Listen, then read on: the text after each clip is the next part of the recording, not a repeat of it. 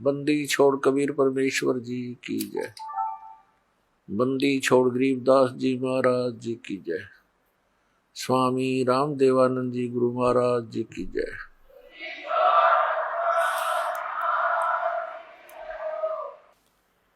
अब गुण किए तो बहुत किए,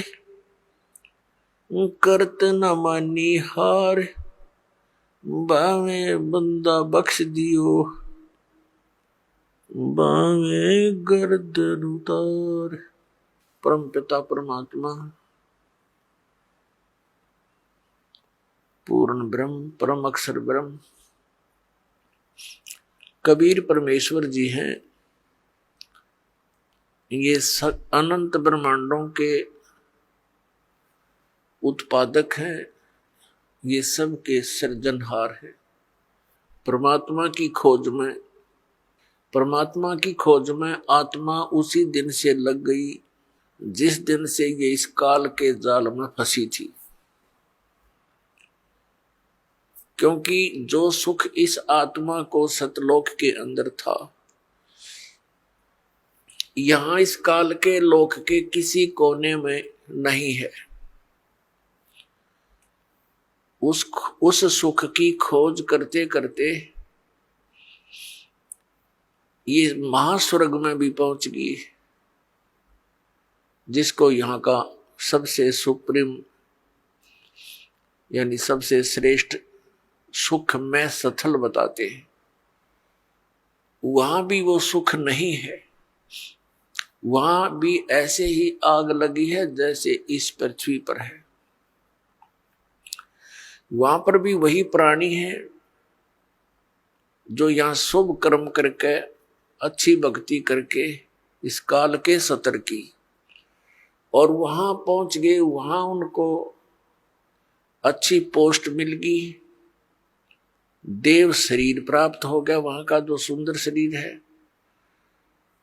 और जो यहां राग द्वेष, ये काम क्रोध मोह लोभ अहंकार, ये सारे विद्यमान है, खचाखच भरे हम ऊपर के लोकों के में रहने वाले प्राणियों में। तो वहां भी ये ऐसे ही अपना टाइम पास करके फिर नरक में चले जाते हैं। नरक का समय पूरा करके फिर ये 84 लाख योनियों में भटकते रहते हैं। पुण्यात्माओं, परमात्मा पाने के जो साधन है वो भिन्न भिन्न नहीं है। एक ही मंत्र है, एक ही विधि है, यानी एक जैसे ही वो सब क्रियाएं हैं। और हम परमात्मा पाने के लिए कोशिश करते करते अपने जीव सतर की सोच से और अन्य लोक वेद के आधार से हम महापुरुषों से मिलते हैं। क्योंकि ये विशेषकर हिंदू धर्म के प्राणियों में, पुण्यात्माओं में एक विशेष आस्था है परमात्मा की, और उनको इतना ज्ञान है सदग्रंथों के आधार से कि गुरु के बिना मोक्ष नहीं होता। ये तो प्रत्येक हिंदू धर्म के पुण्यात्मा के, चाहे कोई भक्ति करता है या ना करता है, तो वो भी ये जरूर अवश्य कहता है कि वे गुरु बिन मोक्ष नहीं। तो ऐसी व्यवस्था अन्य किसी भी धर्म में नहीं रही। जैसे सिख धर्म के अंदर गुरु परंपरा थी, लेकिन बाद में वो केवल गुरु ग्रंथ साहिब को ही गुरु मानकर अपना अध्यात्म क्रियाएं करने लगे। लेकिन वक्त गुरु का होना अनिवार्य है। जैसे ये पवित्र ग्रंथ, गुरु ग्रंथ साहिब, पवित्र श्रीमद् भगवत गीता, पवित्र वेद, पवित्र पुराण, ये तो एक आदरणीय सदग्रंथ है, महापुरुषों की जानकारी है, भगवान के विषय में लिखा है इसमें। ये तो ऐसा समझो कि हमारे औषधि की बुक हो, औषधि की पुस्तक है और उसके जानकार की आवश्यकता है जो वैद्य हो, और वैद्य वही सफल होता है जो औषधि की पुस्तक में लिखी हुई सब जड़ियों को इकट्ठा करके मिला कर समझ के जड़ी बनाता है। इसलिए वक्त गुरु की आवश्यकता है। तो पुण्यात्मा, इस धारणा के अनुसार इस आवश्यकता की पूर्ति के लिए ये प्राणी गुरुओं के पास जाने लगे। अब श्रद्धालु को कोई ज्ञान नहीं होता क्योंकि वो तो जिज्ञासु होता है। जैसा भी उसके गुरुजी साधना करने को कहते हैं वो समर्पित होता है, वैसे ही करता है। तो पुण्यात्मा, सभी भक्ति भी कर रहे हैं और बुराइयां ज्यों की तो बढ़ रही है। काम, क्रोध, लोभ, मोह, अहंकार किसी के अंदर भी कमी नहीं बनी। इसका कारण क्या है कि पूर्ण संत ना मिलने से तो कभी भी ये शांति इस समाज में, इस लोक में नहीं हो सकती। 600 वर्ष पहले परमात्मा आए थे, स्वयं एक संत की भूमिका करके चले गए और साथ में एक जुलाहे का कार्य भी किया करते थे, ये प्रमाणित करने के लिए कि वही परमात्मा पाने के लिए, क्योंकि उसमें भ्रम फैला हुआ था कि ब्राह्मण वर्ग ही भक्ति के अधिकारी हैं। बाकियों को तो इन्होंने ऐसे लगा दिया था, श्राद्ध श्रूद निकालने खातिर क्रियाओं में उलझा दिया था। और विशेषकर यही माना जाता था कि ब्राह्मण ऋषि, महर्षि घर त्याग कर चला गया तो व्यक्ति वही परमात्मा पा सकता है, या घना बड़ा सेठ धन दान करता हो। तो परमात्मा ने सब शंकाओं का निवारण करने के लिए एक शूद्र जाति में रहना पड़ा। उस समय छुआछूत चरम सीमा पर थी, अत्यधिक छुआछूत थी। ब्राह्मण लोग शूद्रों को निकट भी नहीं आने देते थे, दूर से बात करते थे।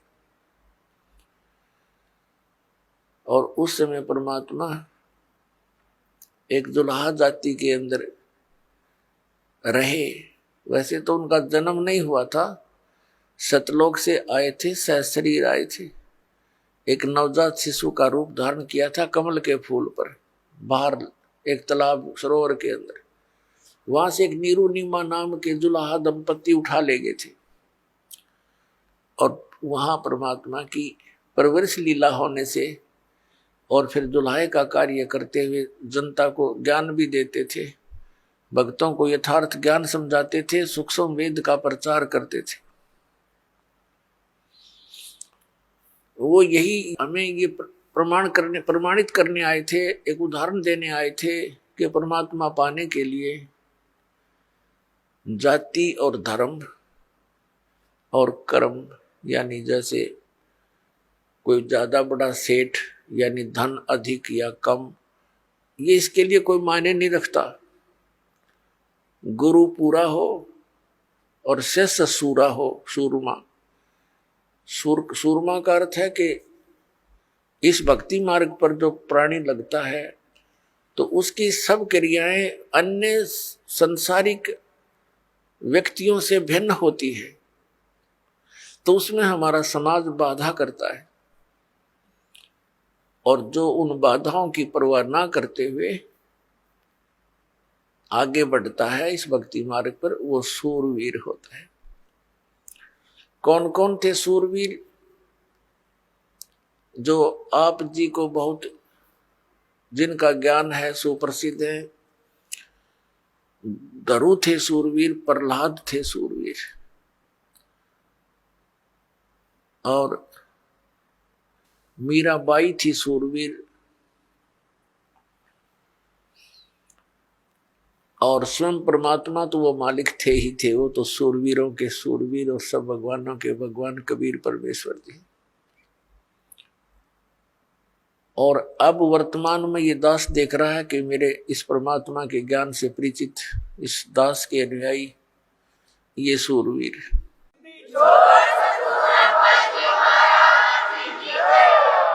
क्योंकि क्रोथा कांड के दौरान इस दास को इतना बदनाम कर दिया गया था झूठा,